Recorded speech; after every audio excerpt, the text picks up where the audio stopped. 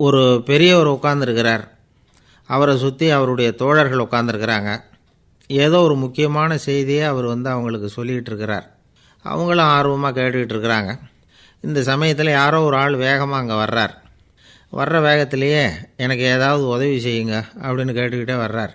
கேட்குறது உதவி, ஆனால் குரல் மிரட்டுறது மாதிரி இருக்குது, அதட்டி கேட்குறது மாதிரி இருக்குது. இதை கேட்டதும் அந்த பெரியவர் ஆத்திரப்படலை, ஆனால் அவரை சுற்றி இருந்தவங்க ஆத்திரப்பட்டாங்க. இதை பெரியவர் கவனித்தார். கொஞ்சம் அமைதியாக இருங்கன்னார். வந்தவரை கூப்பிட்டார். அவருக்கு சில பொருள்களை கொடுத்தார். என்னங்க இப்போ உங்களுக்கு மகிழ்ச்சி தானே அப்படின்னார். ஆ அப்படின்னு அலட்சியமாக அவர் சொல்கிறார். நான் உங்களை நல்ல முறையில் நடத்தினேன்னா அப்படின்னு கேட்குறாரு அவர் மறுபடியும். அதெல்லாம் ஒன்றும் இல்லை அப்படின்னு சொல்லி அவர் சொல்லிகிட்டு இருக்கிறாரு. குரலில் கடுமை குறையில. சுற்றி இருந்தவங்களால் இதை பொறுத்துக்க முடியல. கோபத்தோடு அவரை நோக்கி நெருங்க ஆரம்பித்தாங்க. பெரியவர் அவங்களையெல்லாம் தடுத்து நிறுத்தினார். வந்தவரை வாங்க என்னோட அப்படின்னு சொல்லி அழைச்சிட்டு போனார். வீட்டுக்கு போனார். அங்கே போனதும் இன்னும் சில பொருள்களை எடுத்து அவர்கிட்ட கொடுத்தார். இப்போ திருப்தி தானே, நான் உங்ககிட்ட நல்ல முறையில் நடந்துக்கிட்டேனா அப்படின்னார். அவர் முகம் இப்போ தான் கொஞ்சம் மலர்ந்தது. ரொம்ப நன்றி, இறைவன் உங்கள் குடும்பத்துக்கு எல்லா நன்மைகளையும் செய்வான் அப்படின்னு சொன்னார். இதே வார்த்தைகளை என்னுடைய தோழர்கள்கிட்டே சொல்லிட்டீங்கன்னா அவங்க கோபம் தணிஞ்சிரும், வர முடியுமான்னார். கண்டிப்பாக வர்றேன் அப்படின்னாரு. மறுநாள் காலையில் அந்த இடத்துக்கு வந்தார். அதே மாதிரி சொல்லிவிட்டு அவர் போயிட்டார். தோழர்கள்லாம் ரொம்ப வியப்போடு பெரியவரை பார்த்தாங்க. அந்த பெரியவர் தான் நபிகள் நாயகம்.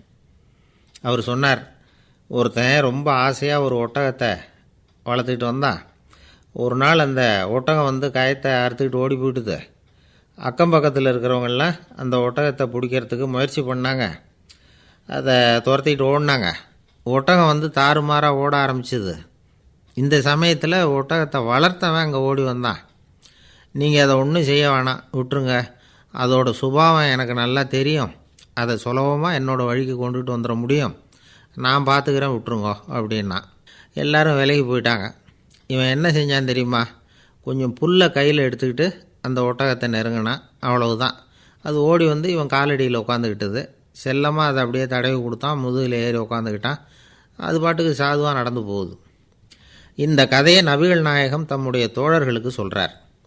ஒட்டகத்தை மட்டும் இல்லை, சில மனிதர்களையும் கூட சில விதத்தில் அணுகி தான் அவர்களை சீர்திருத்த வேண்டியிருக்குது அப்படிங்கிறத அவங்களுக்கு உணர்த்தினார். இது ஒரு அழகான உளவியல் அணுகுமுறை. சில குடும்ப தலைவர்கள் கூட இந்த ஒட்டகம் மாதிரி நடந்துக்கிறது உண்டு, அப்புறம் அடங்கி போகிறதும் உண்டு. ஒரு குடும்பத் தலைவர் காலையில் எழுந்திரிச்சதுலேருந்து சத்தம் போட்டு கத்திக்கிட்டு இருப்பார். பக்கத்தில் இருந்தவங்கெல்லாம் ஓடி போய் சமாதானம் பண்ணி பார்த்தாங்க. அவர் ஓயறது மாதிரி தெரியல. கடைசியில் அவர் மனைவி வந்தாங்க. நீங்கள் எல்லாம் விலகி போயிடுங்க, அவர் சுபாவம் எனக்கு தெரியும், நான் பார்த்துக்கிறேன் அப்படின்னாங்க. சரின்னு எல்லோரும் போயிட்டாங்க. சாயந்தரமாக பார்க்குறாங்க, அவர் சத்தம் இல்லாமல் ஒரு மூலையில் உட்காந்துருக்கிறார். ரொம்ப சாதுவா. ஆச்சரியமாக இருந்தது. என்னம்மா பண்ணீங்கன்னு கேட்டாங்க. அது ஒன்றும் இல்லைங்க, ஒரு வேளை சாப்பாட்டை நிறுத்தினேன், பட்னி போட்டேன், அவ்வளவுதான் அப்படின்னாங்க அந்த அம்மா.